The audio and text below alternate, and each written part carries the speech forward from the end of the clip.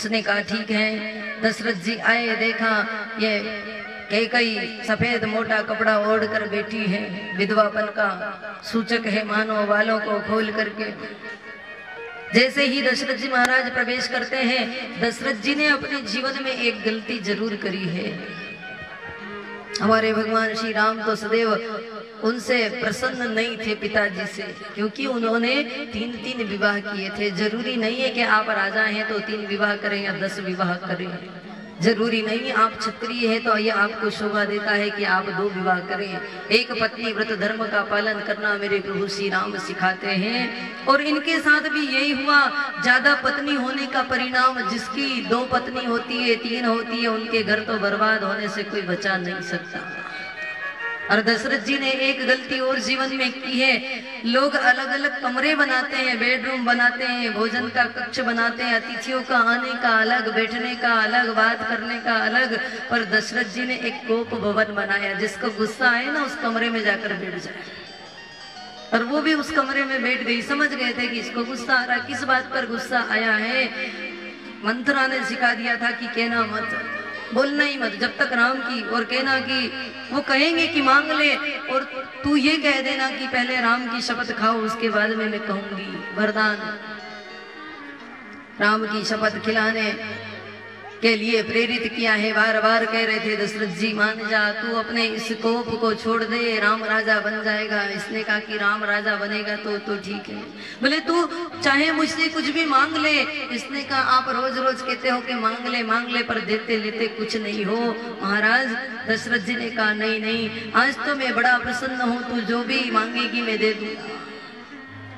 इसने कहा पहले राम की सौगंध खाइए। राम की सौगंध खाते हैं दशरथ जी, और इसने अपना वचन सुना दिया। कौन सा इसका वचन था वो, और कौन सा वरदान मांग रही है ये? भरत जी महाराज को राजगद्दी हो जाए, बस इतनी सी बड़ी बात।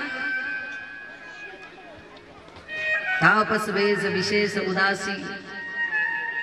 भरत को राजा बनाना तो ठीक है, पर इसने कहा मेरा दूसरा वचन भी सुन लीजिए। एक वचन ये है कि भरत राजा बन जाए, और दूसरा महाराज पहले पत्थर रख लीजिए हृदय के ऊपर, फिर सुनाता हूँ। तापस वेश विशेष उदासी, 14 वर्ष राम वनवासी। ये जब कहा तो दशरथ जी के प्राण ही मानो निकलने लगे। दशरथ जी महाराज धरती पर गिर गए हैं, राम राम कह रहे हैं। अरे कैकई तेरा क्या बिगाड़ा है मेरे राम ने? तूने ये क्या कह दिया और क्या वरदान मांग लिया?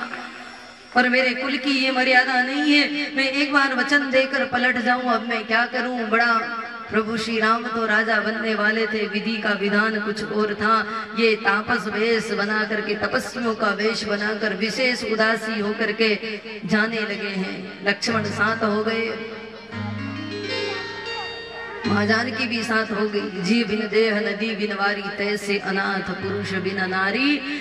प्रभु श्री राम आपके बिना मैं यहाँ रहूंगी तो सही अयोध्या में, पर ये सांप बिच्छू जैसे ये गहने मुझे चुभेंगे, ये मखमल की गद्दी भी मुझे सांप बिच्छू जैसी डंक मारेगी। और मैं यहाँ रहूंगी तो सही, पर लाश जैसी रहूंगी। मेरे प्राण तो आपके साथ होंगे, ये मेरी देह मेरी लाश पड़ी रहेगी। बताइए भगवान मैं कैसे रह सकती हूँ? वो माँ जानकी जाने लगी है, लक्ष्मण जा रहे हैं, और लक्ष्मण से प्रभु